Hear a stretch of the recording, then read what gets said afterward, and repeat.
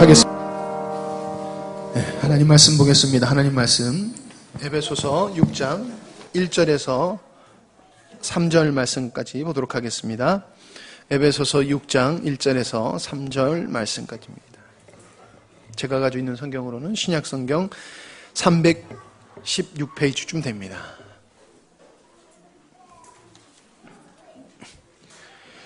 에베소서 6장 1절에서 3절 말씀 제가 읽도록 하겠습니다. 자녀들아, 주 안에서 너희 부모에게 순종하라. 이것이 옳으니라.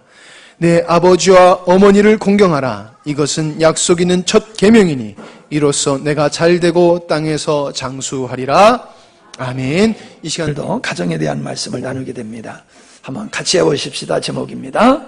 땅에서 잘되는 비결.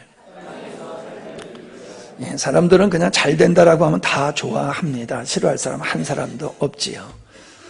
근데 보면은 소망은 있는데 아름다운 가정, 행복한 삶은 안 살고 있어요. 그건 우리가 어떤 생각을 가지고 어떤 가치관을 가지고 어떻게 살아가느냐에 딸려서 우리 가정이 만들어지는 겁니다. 결혼만 한다고 절대로 행복하고 건강한 가정이 만들어질 수 있는 것이 아니다라고 하는 겁니다. 많은 젊은이들이 행복한 가정을 꿈꾸고 결혼을 하지만은 결코 그렇게 행복하지 않아요. 옛날에 좋았어 하는 얘기를 합니다. 아무리 경제, 사회 환경이 좋아진다 할지라도 결코 행복이 보장되는 것은 아니다. 사랑하기 때문에 결혼한다고 해서 행복한 가정이 되는 것은 절대로 아니다라고 하는 겁니다. 왜 그러냐 하면은 한마디로 얘기하면은 로마서 1장 28절로 31절이나 디모데후서 3장 1절로 2절의 말씀에 보면은 하나님을 마음에 두기를 싫어하고 말세에 나타나는 징조가 뭐냐 하면 자기 사랑이에요. 자기 사랑. 이기주의라는 거예요. 이기주의. 그러니까 자기 사랑, 이기주의로 결혼 생활, 가정 생활을 해가지고는 절대로 행복할 수가 없다는 거예요. 놀라운 것은 제가 얼마 전에 텔레비를 보다 보니까는 자녀들에 의해서 부모님이 폭행을 당하는 것은 이거 여반사고요. 70명 정도가 1년에 70명 정도가 부모가 자녀들에 의해서 죽임을 당하고 있다는 거예요. 우리나라에서. 이 말도 안 되는 일들이 이렇게 쉽게 벌어지고 있는 이 현상의 그 밑바닥에는 자기 사랑에 빠져 있는 거예요. 사실 그 자기 사랑이라는 표현을 너무 거기다 붙일 수가 없는 거죠. 자기 탐욕이지요. 자기 탐욕, 이기주의에 빠져가지고 이것을 이루기 위해서는 어떤 짓도 하는 것이 오늘에 나타나는 사회적인 현상이다라고 하는 겁니다. 무서운 거지요. 이것은 왜 그런 현상이 생기느냐 하면은 로마서 1장에도 말씀하셨지만은 하나님을 마음에 두기를 싫어함으로 발생한다라고 말씀을 하고 있는데 이걸 다른 말로 표현하면은 하나님과의 관계가 깨어짐을 통해서부터 발생하게 되는 현상이죠. 하나님과의 원수가 되다 보니까는 그 결과로 죄인된 그 아담, 하와의 마음과 그 후손들의 마음 속에는 그 마음이 깨져버렸어요. 하나님의 만드신 아름다운 마음이 아니에요. 진짜 사랑의 마음이 아니에요. 그냥 타락의 마음이에요. 그러니까 결국 망가진 그 마음은 모든 책임을 남한테 전가하고 원망하고 불평하고 그런 현상으로 나타나게 되는 것이죠. 그래서 로마서 1장에 나타난 하나님을 두기를 싫어하는 사람들의 그 마음을 이렇게 표현하고 있거든요. 불의, 추악, 탐욕, 악의가 가득한 자요, 시기, 살인, 분쟁, 사기, 악독이 가득한 자요, 능욕하는 자요, 교만한 자요, 자랑하는 자요, 이런 말씀들이 쭉 되어 있습니다. 그게 하나님을 떠난 자의 망가진 마음의 형태라는 거예요. 그걸 한마디로 얘기하면 자기 탐욕. 그러한 마음을 가지고는 절대로 행복한 가정이 이루어질 수가 없어요. 그래서 아담의 범죄를 통해서 나타나는 현상이 가정의 붕괴라고 하는 거죠. 아내를 원망하게 되어지고 그 씨앗이 그 자녀에 가서는 형의 동생을 죽이는 현상으로 발전되어 가는 이러한 것을 보게 되고, 또 내려가다면 자기의 행복을 위해서 더 많은 여인을 얻으려고 하는 이런 현상들이 점점점 이렇게 확대되어지는 것을 보게 되어집니다. 인간의 마음이 잘못된 상태에서는 절대로 바른 삶이 될 수 없고 바른 가정을 이룰 수가 없다는 거예요. 저는 이 말씀을 묵상하면서 그런 생각이 들더라고요. 행복한 가정을 만들고 건강한 가정을 만드는데 내가 지식이 부족해서인가? 오늘 현대인들이 행복한 가정을 만드는데 지식이 부족해서 이게 안 되는가? 아니라는 거예요. 하나님과의 관계가 깨어지니까 인간과의 관계가 깨지고, 부모와 자식의 관계가 깨지고, 형제, 부부지간의 관계가 깨져버리게 되어지더라는 거예요. 그래서 인간의 마음속에는 하나님께서 원하시는 그 삶을 알아요. 해서는 안 될 것과 해야 될 걸 알아요. 그런데 범죄하고 타락한 깨어진 마음속에는 마땅히 내가 부모에게 어떻게 해야 되는 거고, 자녀에게 어떻게 해야 되는 거고, 형제지간에 이웃지간에 내가 어떻게 해야 되는가를 알게 되어 있어요. 배우지 않아도. 내가 이렇게 생활을 하면은 아내가 힘들겠다, 이렇게 생활하면은 부모님이 힘들겠다, 알아요. 근데 안 해요. 알면서도 안 해요. 그게 뭐예요? 자기 연민, 자기 사랑, 자기 탐욕에 빠져 있기 때문에 그렇더라는 거예요. 오늘 이 시간에 여러분들 정말로 여러분의 행복한 가정을 만들고 살기를 원하신다고 하면은 솔직히 여러분의 자신을 한번 돌아보세요. 건강한 가정 만들기를 원하는 마음은 있지만은 그 삶의 스타일은 그냥 자기가 좋은 대로 살아가는 거예요. 자기가 원하는 대로 살아가는 거예요. 내 행동이 나쁘다, 잘못됐다는 거 알면서도 내 행동 때문에 가족들이 힘들고 어려우고 가정이 어려워진다는 걸 알면서도 자기가 하고 싶은 대로 하는 거예요. 자기가 하고 싶은 대로 행동하는 거예요. 그러니까 가정이 무너지는 거예요. 이게 죄의 결과라는 거예요. 이게 죄의 결과라는 거예요. 무지에서 가정이 무너지는 것이 아니라 무지가 아닌 죄악 때문에 그렇게 되는 것이다 라고 하는 것을 우리가 솔직히 인정해야 될 줄로 압니다. 부모를 거역하고 있다는 이 자체가 인간의 타락성의 현상일 뿐만 아니라 부모에게 순종하고 공경하는 것은 성령이 우리 안에 계시고 우리가 그리스도 안에 있다고 하는 증거다라고 하는 것입니다.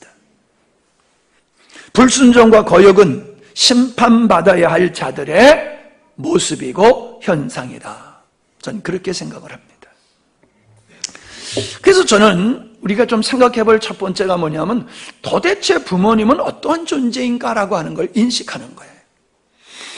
오늘날 많은 좀 자라나는 아이들의 생각이, 부모님에 대한 인식이 다분히 환경적이고 필요에 의한 존재로만 인식을 하는 거예요.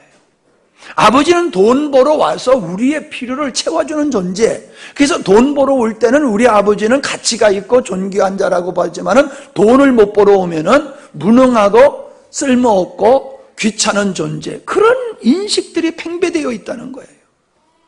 여러분, 아버지가 남편이 실직을 했다라고 하면요, 가정에 와서 위로를 받아야 되는데 가정에서 위로를 받는 것이 아니라 도리어 가족들이 더 부담스러워하는 모습을 보게 돼요. 그래서 실직을 했음에도 불구하고 계속 회사에 다니는 것 같이 멀쩡하게 출근을 하면서 방황하다가 극단적인 선택을 하는 사람들이 있고, 퇴직하고도 가정에 있는 게 부담스러워서 나가가지고 빙빙 도는 이런 이야기들이, 이제 우리 친구들의 얘기를 들으면 그런 얘기들이 많아요. 이 부인들이 지겹대, 남편하고 사는 게. 예? 하루 종일 남편하고 있는 게 지겹대요. 이게 말이 되는 겁니까? 물론 습관상 그럴 수는 있지요. 그러나 지금 남편이 나이가 많아서 이제 퇴직을 하고 사회적인 환경이 어려워서 회사에서 잘리게 되어지면은 가정에서 위로를 받아야 되는데 위로를 해줄 아내가 지겹다고 하고 옆에 있는 게 귀찮다고 하고 밥 해주는 게 힘들다고 하고 밥 해주라고 벌어다 주는 거지 뭐 그럼 지 쓰라고 벌어다 주는 거예요? 아멘들 안 하시네. 우린 맞벌이 하는 겁니까? 그거는 맞벌이 하는 거는 우리한테 해당 안 됩니다. 그러는 거예요? 예, 인식이 잘못됐다는 거예요. 부모님에 대한 인식은 자녀들이 그냥 내가 필요로 하는 걸 공급해 주는 것이 부모라고 생각을 해요. 아주 잘못된 거예요. 우리는 부모님의 어떤 존재인가를 인식하는 것만큼 부모와의 관계가 바르게 되어 있는 거예요. 근데 자연적인 원리와 법칙을 통해서 보십시오. 지금 이제 병아리를 깨가지고 3마리가 지금 잘 자라고 있어요. 가보면 재밌어요. 이쁘게. 빽빽빽 하면서 자라는 게 아주 이쁜데, 병아리가 엄마 닭을 통해서 보호를 받고 또 뭐예요? 이렇게 먹는 연습을 하고 생활을 배우잖아요. 엄마가 먹을 거 있으면 먹어요? 그거 앞에 놓고 고고고고고 하면은 병아리들이 와서 그거 먹고 그러잖아요. 위험의 요소 있으면 그거 가르쳐주고. 그냥 어미 닭에 의해서, 어미에 의해서 이 동물들은 태어나고 훈련받고 독립하게 되어진다는 거죠. 그게 인간이나 자연계나 통일해요. 그게 하나님께서 인생을 만들고 우리 인생에 살아가게 되는 원리가 그렇게 되어 있다는 거예요. 그러니까 병아리가 결안해서 병아리가 되는데 어미 닭이 20일 동안 먹지도 않고 품고 있어가지고 가서 만져보면요 배짝 말라가지고 뼈만 있어요. 20일 동안 그거를 병아리를 만들기 위해 가지고 어미 닭이 그렇게 희생을 해가지고 병아리 되게 한 다음에 그걸 또 성장시키려고 얼마나 수고를 합니까? 스스로 되는 게 아니잖아요. 태어남의 존재와 그리고 성장하고 독립할 수 있는 것은 어미 닭과 부모에 의해서 이루어진다는 것이 하나님이 만드신 자연의 원리예요. 그러니까 부모님이 없으면 나는 태어날 수도 없고 자라날 수도 없고 세워질 수도 없고 독립할 수가 없는 거예요. 하나님이 그렇게 만들었어요. 이 자연의 법칙을 어기고 정상적으로 살아갈 존재는 없지요. 동물이나 사람이나 동일하다는 거예요. 그만큼 우리가 부모님에 대한 인식은 내게 있어서 절대적이다. 이미 내가 모르는 상태에서 나에게 베푼 것은 없음으로 생각하면 안 돼요. 그냥 내가 존재하는 멋진 나의 모습을 볼 때마다 감사가 부모님에게로 가야 돼요. 내가 잘나서 이렇게 크고 내가 잘나서 멋지게 생기고 건강하고 공부 잘하고 아니라는 거예요. 그 모든 은혜가 부모님에게 오로지 있다는 거지요. 그걸 깨달아야지만이 인간다운 인간이 될 수 있다. 두 번째는 주님의 명령이기 때문에 그렇다는 거예요. 성경은 우리에게 10계명에서나 주님께서 친히 말씀하신 모든 말씀을 보면은 부모를 공경하라 라고 말씀하고 있다는 사실입니다. 자, 어떤 분들은 그런 얘기를 해요. 왜 나를 낳으셨어요? 여러분, 왜 나를 낳으셨어 하는 사람은 진짜 뭘 모르는 사람이에요. 여러분, 우리가 하나님의 자녀가 되는 게 놀라운 영광이잖아요. 아멘이죠? 근데 안 태어나면 하나님의 자녀가 될 수 있어요? 이 세상에 인간으로 태어나야지 예수님을 믿고 하나님의 자녀가 되는 거예요. 이 땅에 태어나지 아니하고는 우리가 하나님의 자녀가 될 수가 없어요.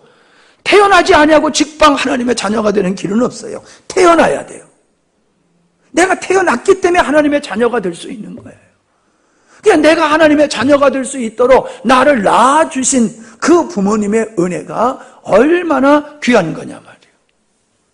그러한 네 부모를 순종하고 공경하라라고 하는 것은 이거는 선택의 사항이 아니라 이거는 절대적인 것이기 때문에 명령으로 우리에게 주신 것이다 라고 하는 것을 알 수가 있습니다. 예수님께서도 이르셨죠. 마태복음 15장에 보면은 네 부모를 공경하라 하시고 또 아버지와 어머니를 비방하는 자는 반드시 죽임을 당할지니라. 들어보셨어요? 읽어보셨어요? 예, 관심 없으니까는 안 들어본 것 같고 안 읽은 것 같아요. 다 들어봤고 다 읽어봤어요. 근데 우리 의식에는 없어요. 부모를 비방하는 자는 반드시 죽임을 당할지니라. 이거 우리 기억 안 하고 살아요. 얼마나 많은 사람들이 부모님을 자기보다 능력이 부족할 수밖에 없지요. 늙어가는데 기억력이 흐려져가고 육체가 연약해지는데 자라나는 자녀들, 건강한 자녀보다 나을 수가 없지요. 그런다고 무시한단 말이에요. 돌아보세요. 부모님들이 우리 오줌 싸고 똥 싸고 그럴 때에 무시했습니까? 아이고 이쁘다고 똥 쌌다고, 아이고 이쁘다고 그랬지, 그거 가지고 무시하지 않았잖아요. 그게 사랑이란 말이에요. 그게 사랑이란 말이에요. 근데 지금은 자녀들이 그런 식으로 자녀를 대하지 않는 것은 이건 자연의 원리를 모르는, 은혜를 모르는 모습이다라고 하는 겁니다. 디모데전서 5장 4절에 보니까는 자기 집에서 효를 행하여 부모에게 보답하기를 배우게 하라. 효도를 가리키라는 거예요. 아멘. 효도를 잘 가리켜.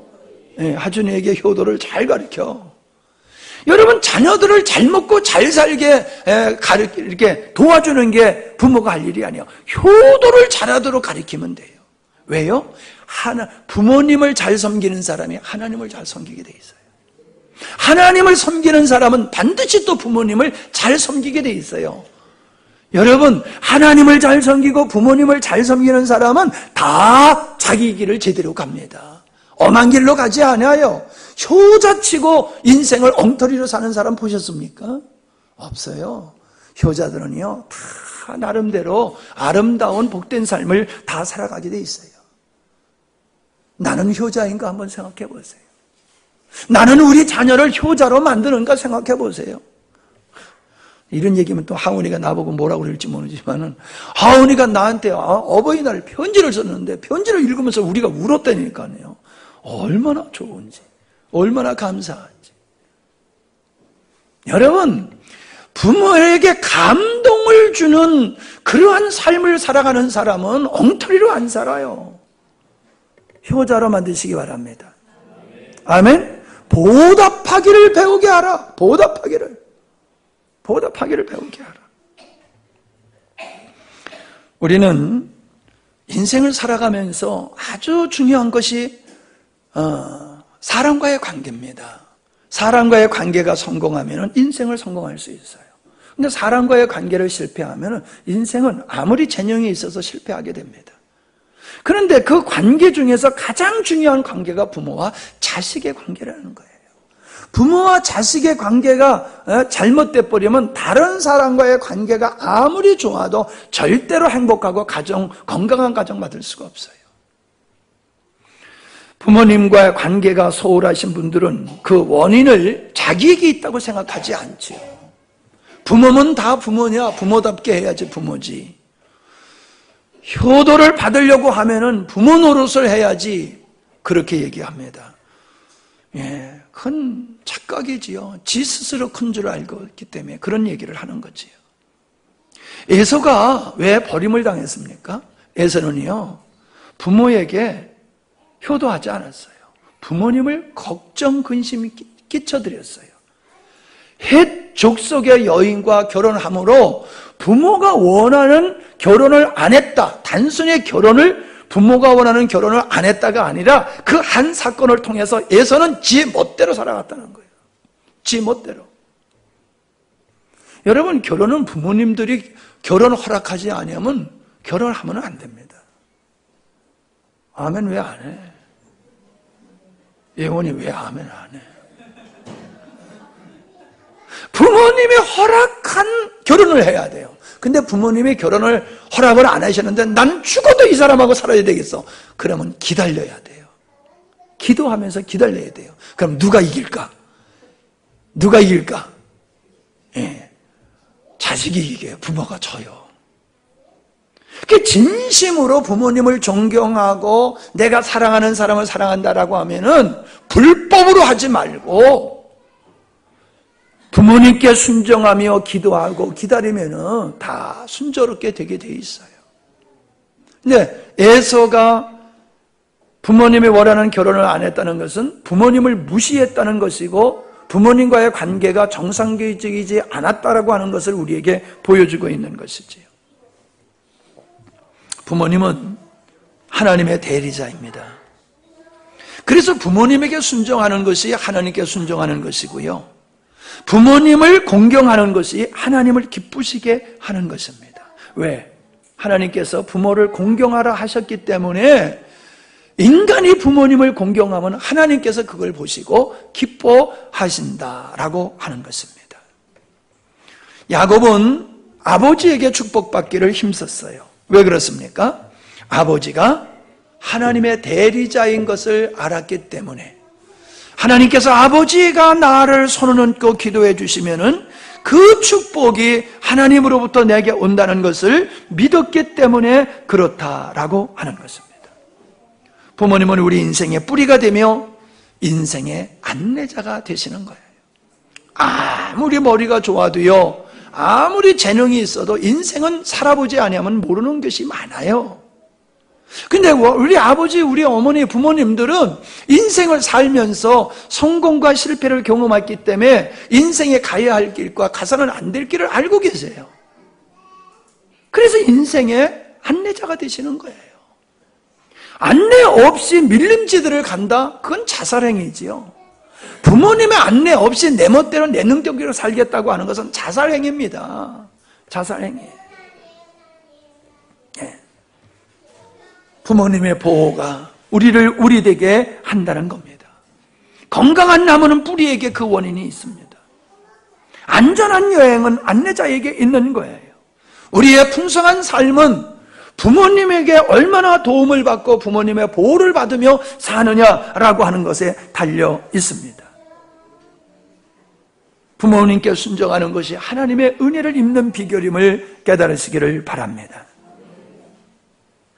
예수님은 소년 시절에 당신의 하나님이시면서도 육신의 어머니를 순종하면서 효도를 했어요. 돌아가실 때에도 예수님은 어머니를 제자 요한에게 부탁하면서 그 부모님을 잘 모시라고 그랬잖아요. 근데 보세요. 다른 제자들은 다 순교를 했는데 요한은 순교를 안 하고 끝까지 살았어요. 저는 가만히 생각해 보면 야, 이것도 연관이 있지 않나 하는 생각이 들어요. 왜? 하나님께서 요한에게 네 어머니다, 당신의 자녀입니다 그랬잖아요.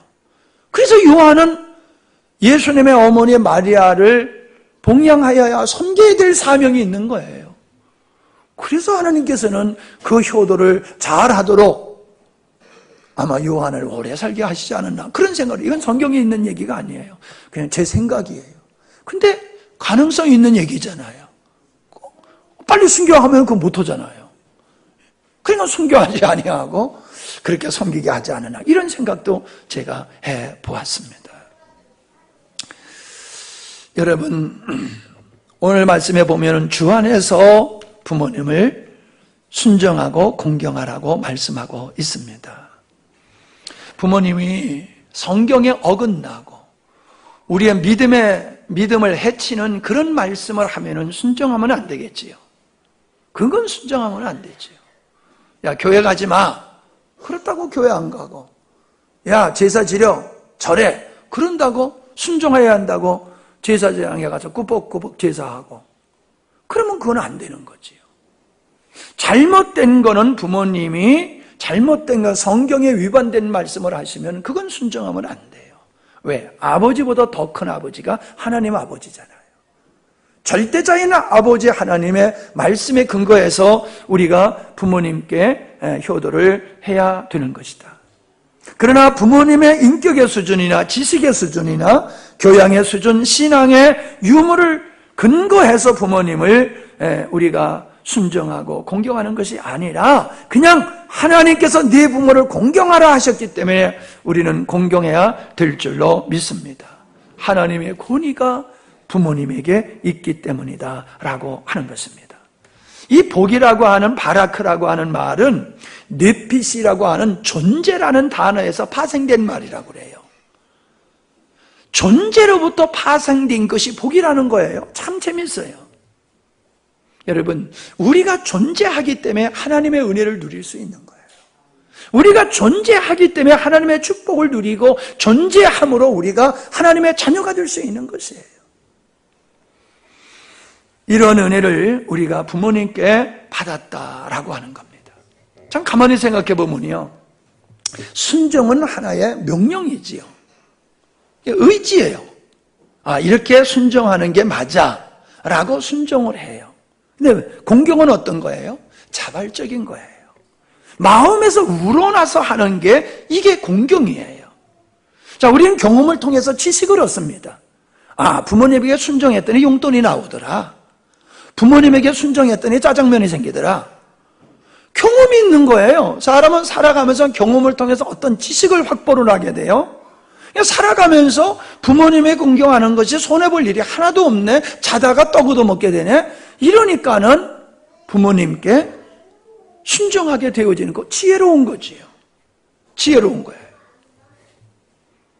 그러나 순종은요, 끝까지 할 수가 없어요. 왜 그런지 아세요? 보세요, 여러분. 부모님들은 자녀들을 기를 때에 무엇을 주어도 아깝질 않아요. 다 줘도 아깝질 않아요. 근데요, 부모님께 드리면 어떤 생각이 들어요? 뿌듯하지요, 가슴이. 예? 마음속에 부모님 앞에 효도한 다음에는, 뭘 용돈을 드린 다음에는 생색을 내요. 어머니, 내가 얼마나 힘들었는데 내가 그렇게 용돈 꼬박꼬박 드리는지 아세요? 고마워하실 줄 알아야지. 그런 마음들이 있어요, 이 자녀들에게는. 근데 부모가 자식한테 줄 때는 없으면은 빚을 내서라도 해줘요. 근데 부모님은 할 때는 어때요? 없으면 안 해요. 없어요. 힘들어요. 이게 어느 정도는 하는데 어느 선을 넘어가면은 부모에 대한 책임과 의무와 효를 자녀들이 포기해버리고 산다는 거예요. 그래도 괜찮다고 생각하는 거예요. 이게 얼마나 잘못된 겁니까? 이게 바로 이기주의고 잘못된 것이다 라고 하는 겁니다. 여러분, 부모님을 공경하는 것은 겸손입니다. 은혜에 대한 보답이에요. 근데 교만한 사람은 이거 넌 내가 다 할 수 있어. 부모님의 존재를 무시하고 자기 스스로 모든 걸 할 수 있다고 착각하고 그렇게 행하더라는 거예요. 그래서 공경은 하나님이 우리 마음속에 부모님을 소중하게 여기는 마음을 주셔서 그 마음이 있을 때 힘들고 어려워도 부모님을 공경하게 되는 겁니다. 믿음이 그래서 중요한 거예요. 자녀에게 믿음을 주면요, 자녀가 효자가 된다니까요. 왜? 주님이 부모님을 공경하는 마음을 우리 자녀들에게 주시는 거예요. 여러분이 부모님을 존경하지 않는다고 하면은 여러분은 아주 교만한 사람이에요. 안 해도 된다고 생각하는 사람은 이건 말이 안 되는 거예요. 약속 있는 첫 계명이라고 말씀하고 있습니다. 무슨 약속이겠습니까? 뒤에 말씀하시기를 네가 잘되고 땅에서 장수하리라. 이래 부모님의 말씀을 순종하고 공경하면 자다가 떡 얻어먹게 돼 있어요. 장수한다라고 하는 건 오래 사는 것만을 의미하는 게 아닙니다. 우리가 신명기를 보면은 이스라엘 백성들이 가나안 땅에 들어가게 되어지기 전에 하나님께서 이스라엘 백성들한테 하신 말씀이 있어요. 신명기 4장 1절로 5절입니다. 이스라엘아, 이제 내가 너에게 가르치는 규례와 법들을 듣고 준행하라. 그리하면 네가 살리라. 저주받지 않는다는 거야. 저주받지 않는다. 너희 조상의 하나님 여호와께서 너에게 주신 땅에 들어가서 그것을 얻게 되리라. 축복의 사안을 얘기하고 있지요. 내가 너에게 명령하는 말을 너희가 가감 없이 말고 내가 너희에게 내리는 너희 하나님 여호와의 명령을 지키라. 여호와께서 바알부올의 일로 말미암아 행하신 바를 너희가 눈으로 보았거니와 바알부올을 따른 모든 사람을 너희의 하나님 여호와께서 너희 가운데서 멸망시키셨으되 오직 너희의 하나님 여호와께서 여호와께 붙어 떠나지 아니하는 너희는 오늘까지 다 생존하였느니라. 오늘까지 다 생존하였느니라. 죽은 자들은 우상을 따라간 자고 생존한 자들은 하나님의 말씀에 순종한 사람이 아니냐. 그래서 장수라고 하는 것은 오래 살고 오래 못 사는 이야기가 아니라 하나님께 순종하고 부모님께 순종하는 자는 저주로부터 벗어난다는 거예요. 저주로부터. 그러나 하나님의 말씀과 부모님에 순종하는 사람은 하나님께서 존재케 하신다는 거예요. 사명을 감당할 수 있도록 그 인생을 아주 알차고 아름답게 우리 주님이 만들어 주신다라고 하는 겁니다. 이제 말씀을 마쳐볼까 합니다. 여러분, 인간관계 속에서 가장 중요한 관계가 부모님과 자녀의 관계라고 했습니다. 이 관계가 성공하면은 아름다운 가정은 그냥 저절로 맺어지게 되는 것이다. 아이들이 말을 듣지 아니하면 부모님이 회개해야지 돼요. 아이들이 효도하지 아니하면 부모님이 아이들 잘못 가르치는 거예요. 자녀들이 순종하지 아니하는 건 부모님의 책임이에요. 부모님의 책임이에요. 우리 식구 하나 늘었잖아요. 제키라고. 제키가 누군지 몰라요? 한국 사람 아니에요. 멍멍이를 하나 얻어왔어요. 근데요, 이 멍멍이가 앉아! 그러면 앉아서 탁 쳐다보고 있어요. 밥을 가져와가지고 막 먹으려고 막 그러면 가만히 있어. 먹지 말고 가만히 있어. 그러면요, 침을 줄줄줄 흘리고요. 그 먹고 싶어가지고 침을 줄줄줄 흘리면서 기다리고 언제 먹으라나 쳐다보다가 먹어. 그러면 확 달려서 먹어요. 개도 그래, 개도. 개만도 못한 사람이 얼마나 많은지 몰라요. 아유, 뭐, 개새끼라고 욕하는데, 그 개를 모독하는 것 같아. 네? 이제 개새끼라고 욕하지 말아요. 근데 개고기 못 먹겠어, 이제는. 염소도 저 잡아먹으려고 여기 목사님 주셔서 내가 가져왔는데 못 잡아먹겠어요.